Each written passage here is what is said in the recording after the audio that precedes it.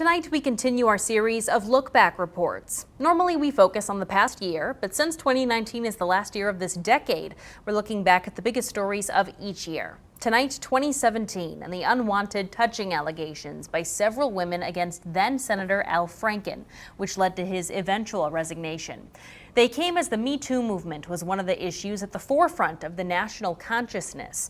Shannon Russo reports on the day Franken announced he would be stepping down.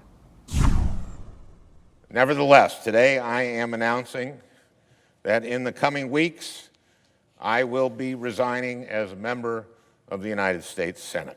U.S. Senator Al Franken is saying farewell to Washington less than 1 month after his first accuser, Leanne Tweeden, said Franken groped and kissed her without her consent. I know there's been a very different picture of me painted over the last few weeks, but I know who I really am. Franken was first elected to the Senate in 2008 and re-elected in 2014. But after 8 women accused him of sexual misconduct, it appears his political career is over.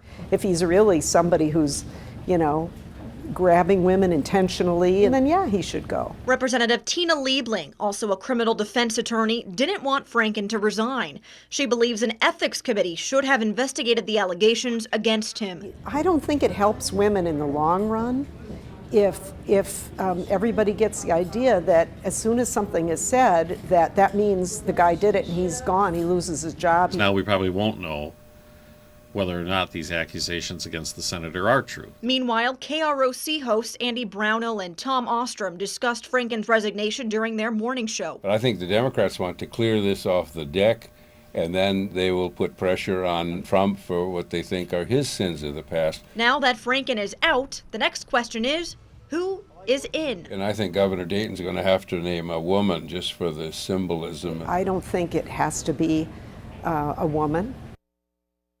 As it turns out, then Governor Dayton did pick a woman to succeed Franken, his lieutenant governor at the time, Tina Smith. She then won a 2018 election to serve the remainder of Franken's term.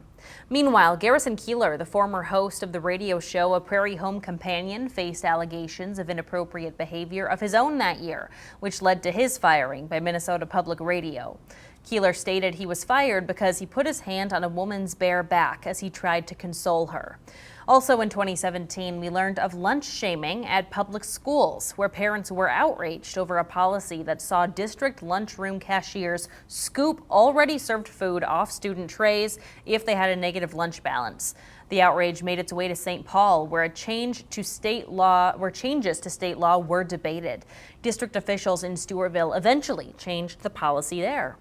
We also wanted to acknowledge the community outrage over Mayo Clinic Health System's decision to shift certain services between its Austin and Albert Lea facilities. It led to several protests in Rochester and Albert Lea. The Save Our Hospital group didn't change Mayo's mind, but is now working with Mercy One to open a clinic in Albert Lea in 2020.